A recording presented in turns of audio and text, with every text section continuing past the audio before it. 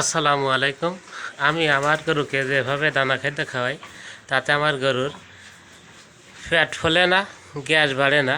সেই নিয়মটা আছে সকালবেলা গরুকে খালি পেটে যতটুকু পরিমাণ দেওয়া হয় সারাদিনই তার অর্ধেক পরিমাণ দানা খাদ্য আমি সকালে দিয়ে থাকি। আর সকালে দেওয়ার পরে আমি সারাদিন এই কাঁচা ঘাস চারির মধ্যে ছিঁড়ে দিই। আর আবার বাকিটুকু আবার ঈশার আজানের সময় রাত 8টার দিক, সকাল 8টার দিকে একবার দিই, আর ঈশার আজানের সময় একবার দেওয়া হয় দানা খাদ্য। আর সারাদিনই এই কাঁচা ঘাস তাড়ি মাটি দিয়ে থোয়া হয়।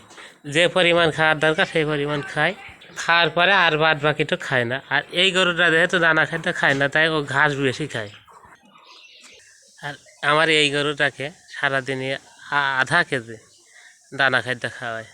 তবে একটা জিনিস খেয়াল রাখতে হবে যে 100 কেজি দানা খাদ্যের মধ্যে অবশ্য 20 কেজির বেশি যাতে গুঁড়ো না থাকে, চাউলের গুঁড়া, তাহলে চাউলের গুঁড়ায় কিন্তু গ্যাস বাড়ে।